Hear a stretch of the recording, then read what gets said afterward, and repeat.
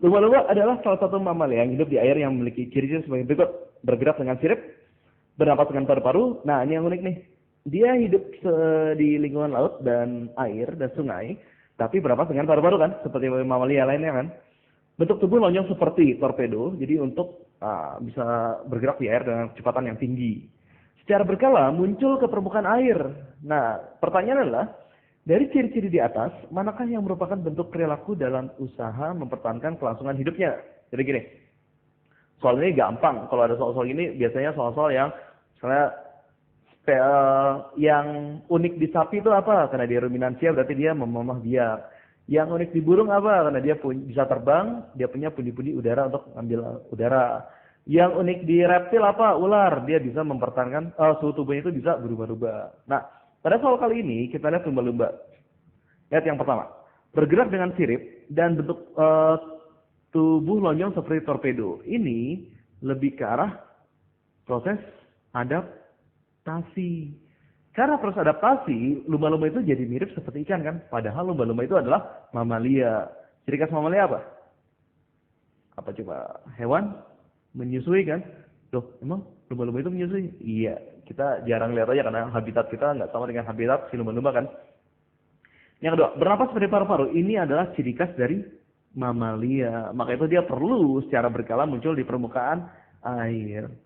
Ngomong pernah lihat lumba-lumba? Bentuk-bentuknya apa aja? Nih, contoh ya. Lumba-lumba itu ada banyak ya jenisnya. Bahkan ada yang unik-unik. Lumba-lumba yang sering kita lihat adalah lumba-lumba seperti ini nih gambar ini. Nah, ini nih gambar lumba-lumba yang tadi dibilangin ya. Bahwa dia ciri khas perbedaan lumba-lumba dengan ikan. Lihat sini poin sini nih. Lihat sirip belakangnya. Sirip belakangnya bentuknya adalah horizontal kan. Kalau ikan bentuknya gini kan. Nah, bentuknya vertikal kan. Itulah yang membedakan, salah satu yang membedakan antara ya ikan dan lumba-lumba. Dan lumba-lumba itu mamalia ini berupa evolusi dari kaki. Ada enggak bentuk lumba-lumba yang lain? Ada lagi, ini ada lagi ya. Kalau yang ini, yang sering disebut sebagai pesut. Pesut itu beda sama lumba-lumba ya. Spesiesnya beda dan habitatnya juga beda. Kalau lumba itu di air laut, kalau pesut itu di air tawar. Biasanya kelihatan di daerah sungai-sungai di Kalimantan kan. Ini pesutnya. Lihat bentuk mulutnya. Ini kan, ini agak lancip, yang ini enggak kan. Tapi dua-duanya adalah disebut mamalia air. Nah, yang paling unik, ini ada yang terakhir nih. Coba lihat gambar ya. Yang ini kita nggak ada di Indonesia, jadi kita jarang banget ngelihatnya. Kalaupun ada juga, ya jarang banget kita ngeliat ke laut. Ini namanya narwhal.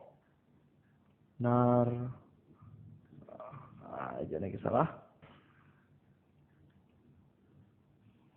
Dia mamalia laut juga. Ngomong mamalia laut itu namanya grup Cetacea.